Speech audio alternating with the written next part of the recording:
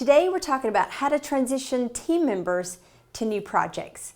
Well, when we talk about transitioning people from one project to another, there are certain scenarios when this occurs.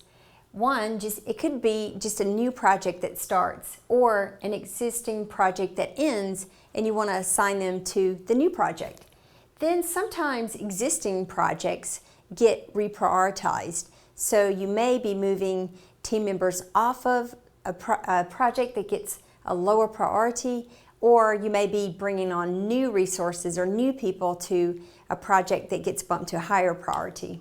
And then likewise with the people, you could reprioritize the people. Maybe there's someone with a special skill set you really need on a high priority project, so you may want to move that person. And then sometimes there are changes or shifts that occur in two scenarios.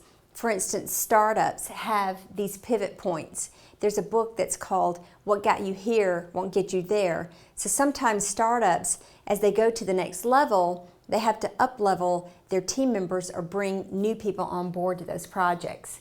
Then sometimes larger corporations, maybe there's a new regulation, a federal regulation that's imposed, or maybe a new market opens up, or maybe one closes. And then sometimes natural disasters occur. And with that, it causes changes to your team members as well as your projects. So there's a caution for transitioning team members, and just beware of burnout. When you move people often and on a regular basis, they do get burnout because they get engaged in one project, they get their focus, they try to get their tasks done, and then they're pulled away. So here are some best practices for those occurrences. Start with the end in mind. Really think through and plan for these changes. Who is it going to be? Where are they going? And think about ways to dissipate the fear, because change in most people, even when it's good change, creates a little bit of fear. So you want to let them know they're okay.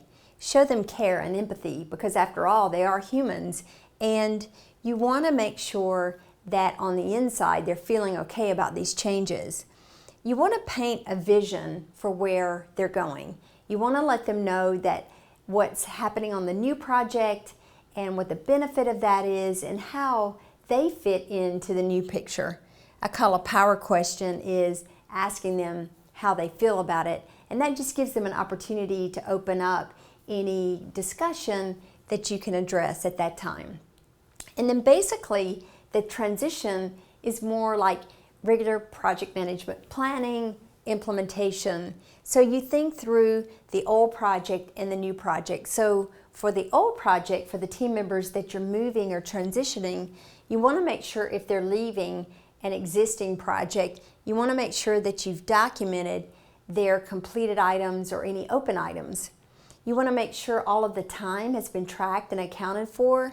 And then you want to close out any open items, or you want to transition those to team members who may be existing on the project. And then for that new project that they're going to, you want to make sure that each person has gone through an onboarding process to the new project. And that includes some training and assigning their activities and really letting them know what they're responsible for and setting some expectations. So if you need a tool that can help you manage and track your transitions, then sign up for our software now at projectmanager.com.